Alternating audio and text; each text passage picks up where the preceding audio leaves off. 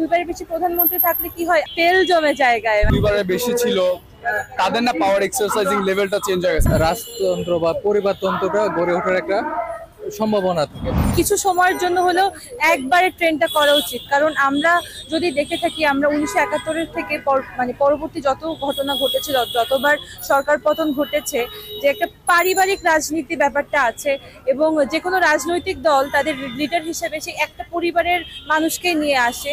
সেখানে আমি মনে করি যে এই পারিবারিক রাজনীতির ট্রেন্ডটা যাওয়া উচিত। এর জন্য দুইবারের বেশি প্রধানমন্ত্রী না থাকাটা ভালো, বা দুইবারের বেশি প্রধানমন্ত্রী থাকলে কি হয়, তেল জমে জায়গায়।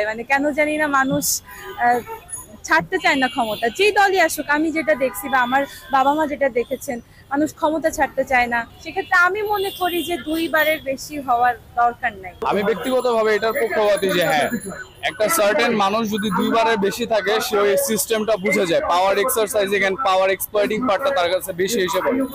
যদি আমরা বিগত সরকারগুলো দেখি 71-এর পর থেকে, যারাই এটা কমপ্লিট করতে পারছে, যে দুইবারের বেশি ছিল, তাদের না পাওয়ার এক্সারসাইজিং লেভেলটা চেঞ্জ হয়ে গেছে। আমরা যদি এরশাদ সরকারের কথাই বলি, ইতিহাস থেকে যতটুকু আমি জানতে পারি, যে তার ওই পাওয়ার এক্সারসাইজিংটা ওই কারণেই হচ্ছিল।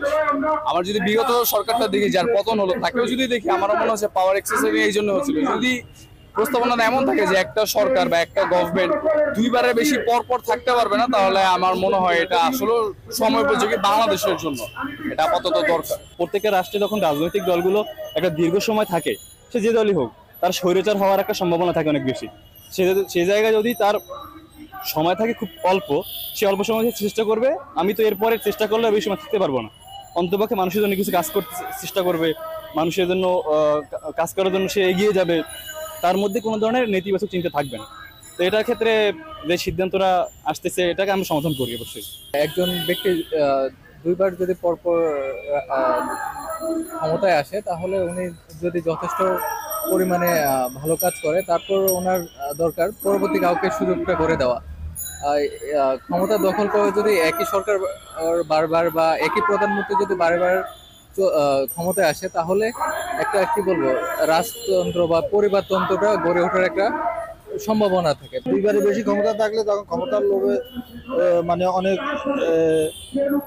লোভ আসি যায়। বিভিন্ন লোকজন বিভিন্ন দপ্তরগুলো তারা কন্ট্রোল করতে পারে না, তাদের লোকজন দিয়া দুর্নীতি আঁকড়া হয়ে যায়। এক সরকার থাকলে এটা ভালো হবে না, ভালো পোষায় না, তাহলে ভালো থাকবো না। হ্যাঁ, ইচ্ছা মতো হ্যাঁ চালাইবো। এর লেগে পরিবর্তন পর নতুন সরকার গঠন করতে 5 বছর পর। প্রিয় নম্বর সেট করে বিকাশে সেন্ড মানি করুন ফ্রি।